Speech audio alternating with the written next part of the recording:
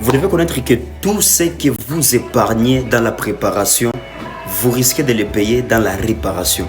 Et c'est ce que je vais vous partager dans cette vidéo par rapport à ces poussins qu'on a réussi hier. Aujourd'hui, nous sommes à 2 jours de la réception des poussins. Et dans cette vidéo, je vous partage 12 erreurs qui sont en soi 12 leçons que vous devez prendre en compte afin de rendre efficace votre élevage, tout en commençant par la poussinière. Alors, on se rejoint dans les poulaillers. Comme tout bonjour, là vous pouvez remarquer que j'entre dans le poulailler, je vous montre mes souliers. C'est très important. Vous devez noter que vous ne devez pas entrer avec n'importe quel soulier dans votre poulailler.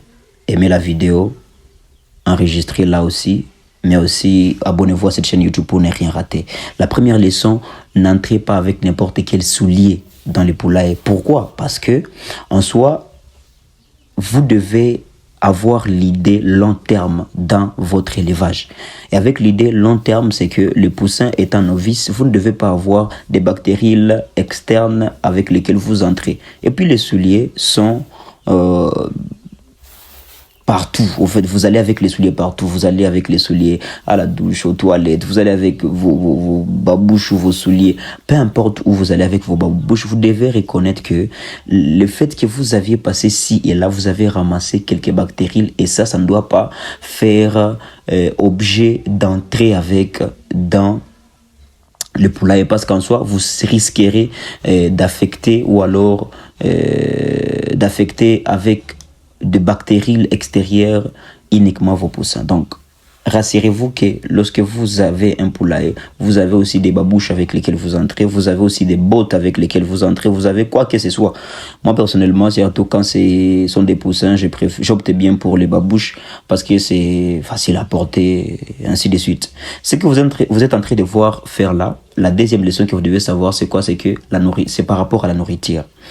Allez avec moi jusqu'à la fin pour ne rien rater. Et surtout, rassurez-vous que vous êtes déjà abonné. La nourriture que vous devez donner à vos poussins lorsqu'ils sont encore petits, c'est les stats.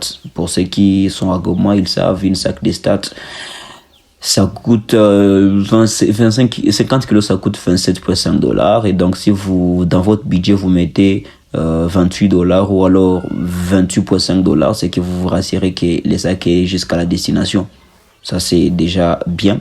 Donc là, comme je les ai donné la nourriture à la veille, je n'ai pas voulu remettre la nourriture comme j'ai rencontré la nourriture qui était encore là. J'ai juste arrangé le mangeoire.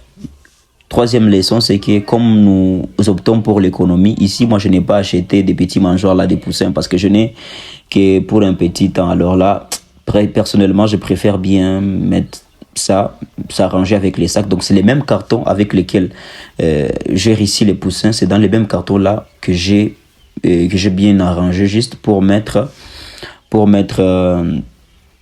tout ce qui est poussin, pour mettre la nourriture, pardon. Donc par rapport à la nourriture, c'est ça, c'est ce que je fais, c'est ce que vous voyez là. Donc le matin, comme la nourriture n'est pas encore finie, je ne fais qu'arranger. Si vous avez des questions, n'hésitez pas, mettez-les en commentaire, mais nous poursuivons avec ce qui sera la deuxième des choses à faire. Ça sera 4e leçon. La 4e des choses que je vais faire alors, c'est d'arranger mes abreuvoirs. Parce que les tourteaux risquent d'entrer dans, pas les tourteaux, mais la saleté risque d'entrer dans l'eau, les fientes, parce que vous allez remarquer que les abreuvoirs que j'ai utilisés sont des petits abreuvoirs, des très petits abreuvoirs pour permettre à ce que le poussin ne puisse pas en soi tomber dans l'eau. Parce que si vous avez des gros abreuvoirs, vous risquez de voir le poussin entrer dans l'eau et ça ne sera pas bien. Parce que même là, ils sont en train des fois de piétiner dans l'eau, mais comme c'est un petit abreuvoir qui a une petite partie où ils doivent boire de l'eau, ça n'empêche pas, ou alors ça ne fera pas ce que les poussins puissent tomber dans l'eau et être évanouis. Donc là, j'arrange les abreuvoirs. Ce qu'il y a à savoir, c'est que c'est l'eau du temps où ils sont arrivés qui est encore dans les abreuvoirs. Et comme c'est les mêmes eaux que je dois lever après 24 heures du temps, donc là, j'arrange juste, et dès que ça sera 24 heures du temps, je vais totalement tout changer. Je dois, même si l'eau est encore là, il faut verser cette eau-là. parce qu'après 24 heures, l'eau qui a déjà l'antistress, moi j'ai utilisé particulièrement la glycérine et du cycle pour les antistressés. Bon, ça va être une façon de le faire juste pour 3 jours. Et puis là, ce que vous voyez faire, 5e leçon, 6e leçon, c'est que c'est en soi le fait que je dois encore attiser. Parce que là, la chaleur ne doit pas manquer. Et d'ailleurs, c'est là que je vais encore noter la chose que j'ai dit hier et que je vais rectifier. Parce que cette machine, normalement, dont j'ai parlé dans la vidéo d'hier, aille à ne pas avoir une chaleur suffisante. Alors, j'ai opté pour l'utilisation en deuxième séquence du chauffage. C'est qu'à partir du 2e semaine, là, vous voyez que la braise, même la braise, c'est ces bocals que j'utilise uniquement pour la braise. Vous devez remarquer une chose, c'est que les animaux, surtout ces animaux qui ont été traités, ils ont comme un reflet d'habitude. Des gens étrangers semblent, je ne sais pas, comme par magie, je ne sais pas, donc morphologiquement ou puis d'une manière intrinsèque, ils s'adaptent à des personnes, à la lire, à la façon d'être de la personne qui fréquente. Et du coup, une personne étrangère risque de stresser et voire même que cela puisse aller à entraîner jusqu'à dans l'élévation. Parce que ne vous en faites pas. Aussi minutieux que vous êtes dans les développements, aussi minutieux que vous êtes dans votre chauffage, cela vous permettra d'avoir une très bonne croissance de vos poules. Donc là, j'arrange, je me rassure que je maximise la braise dedans. Et en tout cas, j'ai beaucoup apprécié ces chauffages-là avec la braise. Et d'ailleurs, pour ces dispositifs, pour quelqu'un qui aimerait bien se payer ça, vous pouvez me contacter à ce numéro-là en bas. Il y a possibilité de les faire et de vous les servir. Si vous êtes à Goma, de vous les livrer même. Donc, c'est un très bon prix. Ou alors, tout ce que vous avez comme question, n'hésitez pas de me les dire en commentaire encore. J'insiste, les commentaires sont faits pour ça.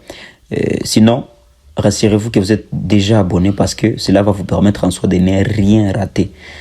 Plus nous serons en train d'avancer. Donc là, je suis en train de finir à mettre de la braise. Et une fois fini de mettre la braise, je dois me rassurer d'une chose très importante. C'est là que je serai en train de partir vers 10-12 leçons.